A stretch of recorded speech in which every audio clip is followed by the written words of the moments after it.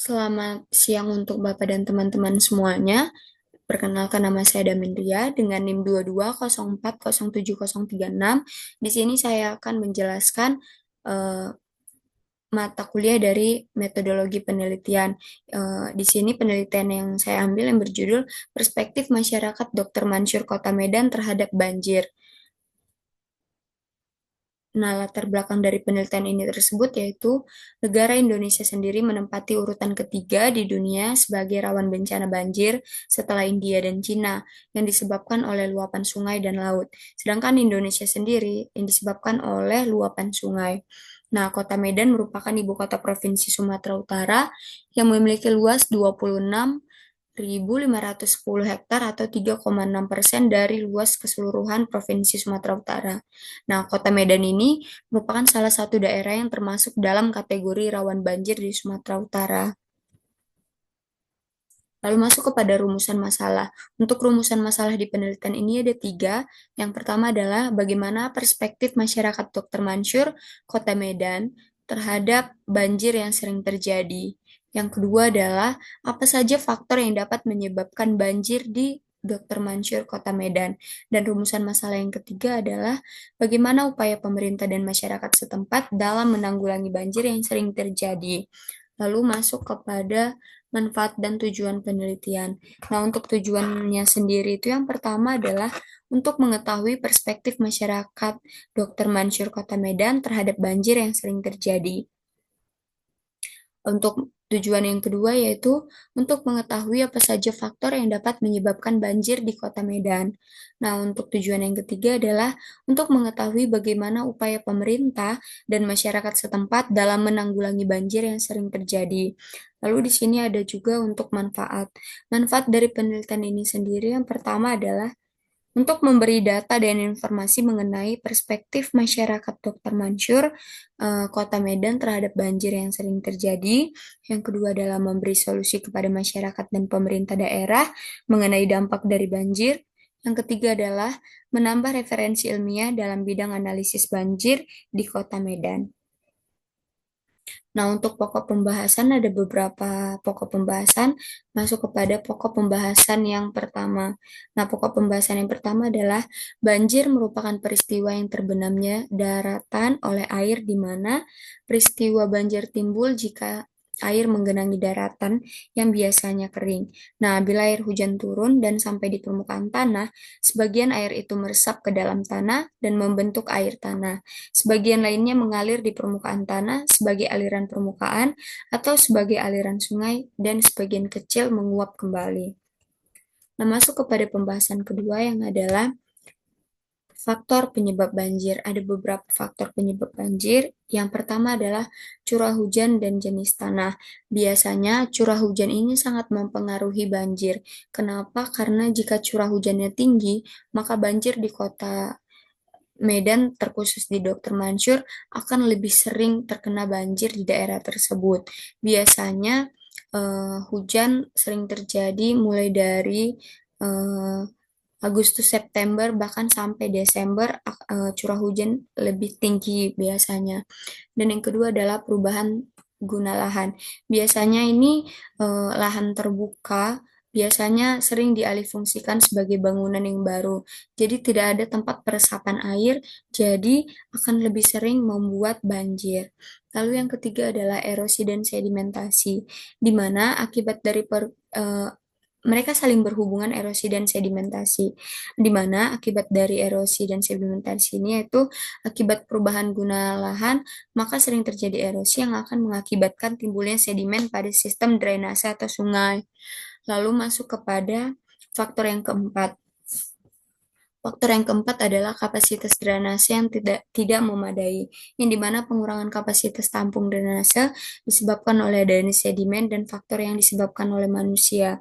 Nah, biasanya kapasitas drainase yang tidak memadai ini yaitu biasanya air turun kan berfungsi drainase berfungsi sebagai menampung air hujan. Nah, biasanya banyak sampah-sampah yang ada di dalam tersebut, di dalam drainase. Jadi, jika sampah masuk ke dalam drainase, maka Hmm, drainase tersebut akan tersumbat, jadi dia tidak bisa mengalirkan. Jadinya air tersebut akan menguap dan jika terjadi banjir, maka banjir akan makin menguap gitu.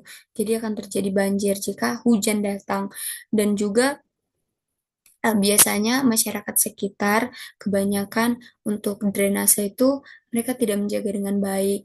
Mereka tidak jaga dengan baik yaitu dengan tidak memperdulikan drainase. Biasanya drainase kan eh, ada lumut-lumut gitu. Lalu yang kelima adalah tingkat kelerengan, yaitu semakin landai kemiringan lereng suatu daerah, maka akan semakin besar peluang kawasan tersebut mengalami banjir, bahkan sebaliknya. Lalu pembahasan yang ketiga adalah dampak dari banjir. Yang pertama, menimbulkan kerugian material. Yang kedua, merusak bangunan.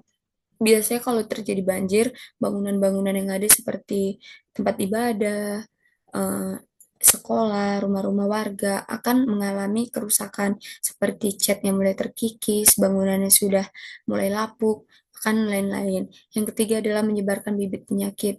Biasanya saat banjir, lingkungan semakin jorok, maka banjir itu akan mengakibatkan eh, bibit penyakit seperti batuk-batuk, demam, gatal-gatal pada area kaki, lalu ispa gitu.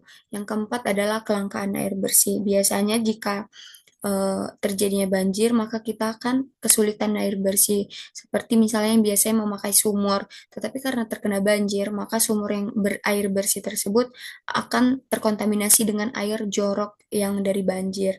Yang kelima adalah menyebabkan lingkungan menjadi kotor dan becek. Biasanya lingkungan akan jorok karena sampah-sampah akan menguap. Masuk kepada pembahasan yang ketiga, yaitu pengelolaan banjir, di mana upaya struktural dan non-struktural. Pertama, struktural itu pembangunan waduk pengendalian banjir, pengurangan debit puncak, seperti non-struktural yaitu pengaturan maupun pengendalian penggunaan lahan, menegakkan peraturan hukum. Itu di mana masyarakat setempat maupun pemerintah harus sama-sama membangun tanggung jawab bersama. Yang pertama, lalu masuk kepada metodologi penelitian.